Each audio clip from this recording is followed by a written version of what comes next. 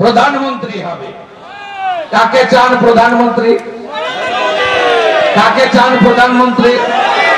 কাকে চান প্রধানমন্ত্রী? মোদি হ্যায় তো, মোদি হ্যায় তো। এটা তো দেশ রক্ষার নির্বাচন। আপনি কি চান আপনার দেশ ইউক্রেন হোক? হ্যাঁ কি না বলুন। আপনি কি চান আপনার দেশ গাজা ভূখণ্ড হোক? আপনি কি চান আপনার দেশ আফগানিস্তান হোক? যদি না চান, মোদি মোদি এইবার এইবার এইবার এইবার এইবার এইবার ইসবার 2019 সালে আপনারা যখন ভারতীয় জনতা পার্টিকে এই মেদিনীপুর লোকসভা কেন্দ্রের বিস্তীর্ণ এলাকা জুড়ে মায়েরা, দিদিরা, বৌদিরা, বোনেরা, ভাইয়েরা, শ্রমিক, কৃষক, ছাত্র, যুব যারা ভোট দিয়েছিলেন, আজকে আপনারা বলেন যে 100 দিনের 2 বছর ধরে টাকা বন্ধ করে রেখেছে। আজকে আপনারা বলেন রাস্তার টাকা বন্ধ করে রেখেছে। আপনারা বুকে হাত দিয়ে বলুন তো 2019 সালে আপনারা নিজের বাড়ির অধিকারকে সামনে রেখে ভোট দিয়েছিলেন? মেদিনীপুরের মানুষ ভোট দিয়েছিল কি? রাম মন্দিরকে সামনে রেখে।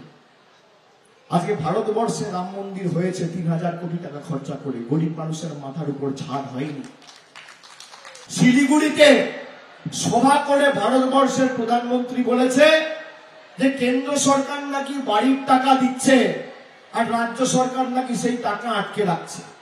আমি আপনাদের এই মঞ্চ থেকে ভারতবর্ষের প্রধানমন্ত্রীর পদ, তার চেয়ারের প্রতি পূর্ণ সম্মান মর্যাদা রেখেই বলছি যে মোদিজি, পরের বার আপনি যখন বাংলায় আসবেন, গত 3 বছরে বাংলায় আপনারা হেরে যাওয়ার পর 21-22, 22-23 আর 23-24 অর্থবর্ষে যদি নরেন্দ্র মোদী সরকার প্রমাণ করতে পারে যে বাংলার 100 দিনে 10 পয়সা দিয়েছে আর আবাসের জন্য 10 পয়সা দিয়েছে, আমি তৃণমূলের হয়ে কোনোদিন সভা সমিতি করতে মাঠে নামবো না। এত বড় কথা বলছি। আপনারা শ্বেতপত্র প্রকাশ করুন না, কেউ তো বারণ করেনি। আপনি বলুন কোথায় যাবেন। আমি এই মেদিনীপুরের মাটি থেকে চ্যালেঞ্জ করছি বিজেপির ছোট বড় মাঝারি নেতা, আমার কোনো অহংকার দম্ভ নেই, বড় নেতা আসলেও আসতে পারে, যে আপনি একদিকে মাইক ধরবেন আর একদিকে খালি কাগজ দেখাবেন যে 3 বছরে আপনি বাড়ির কত টাকা দিয়েছেন। আমি 1000 কোটির গল্প দিচ্ছি না, আমি 10,000-এর গল্প দিচ্ছি না, আমি 500 কোটির গল্প দিচ্ছি না, আমি 10 কোটির গল্প দিচ্ছি না। যদি মোদিজি প্রমাণ করতে পারে যে বাংলার মানুষের বাড়ির জন্য 3 বছরে 10 পয়সা কেন্দ্রের সরকার দিয়েছে, আমি রাজনীতির আঙিনায় পা রাখবো না। আবার ব্যর্থহীন ভাষায় আপনাদের সকলের সামনে আপনাদেরকে সাক্ষী রেখে বলে দিয়ে যাচ্ছি। তৃণমূল তো প্রার্থী তালিকা ঘোষণা করে দিয়েছে 10 তারিখ, বিজেপি এখনো ঘোষণা করতে পারেনি। তার কারণ অপেক্ষা করছে তৃণমূল থেকে যে উচ্ছিষ্টগুলো বেরোবে তাদেরকে মাথায় নিয়ে প্রার্থী করবে। কবে একটা বেরোবে আর কবে একটাকে তুলে প্রার্থী পদ দেবে। আপনি দেখুন এই নারায়ণগড় থেকে কে দাঁড়িয়েছিল 2021-এ? কে দাঁড়িয়েছিল? তৃণমূলের আবর্জনা। কে দাঁড়িয়েছিল 2021 সালে? আমি নাম বলছি না, আপনারা বুঝে গেছেন। তৃণমূলের আবর্জনা এখন অপেক্ষা করছে আবর্জনাগুলোকে তৃণমূল বের করবে।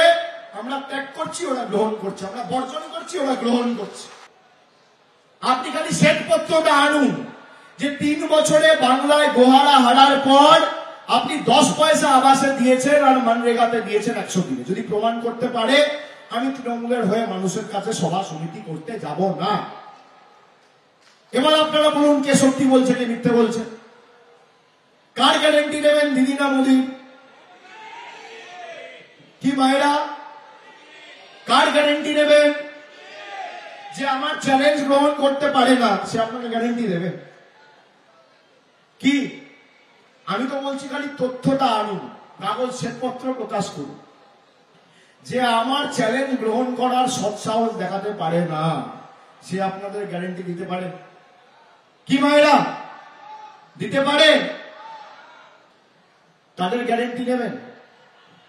যারা মহিলাদের সম্মান দিতে পারে না, যারা মানুষের টাকা আটকে রাখে, যারা বাংলায় হেরে গিয়ে বাংলার মানুষের বিরুদ্ধে যুদ্ধ ঘোষণা করে, তাদের গ্যারেন্টি নেবেন? জোরে বলুন, কার গ্যারেন্টি? দিদি না মোদি? দুয়ার তুলে বলুন, দিদি না মোদি? কার গ্যারেন্টি? কার গ্যারেন্টি?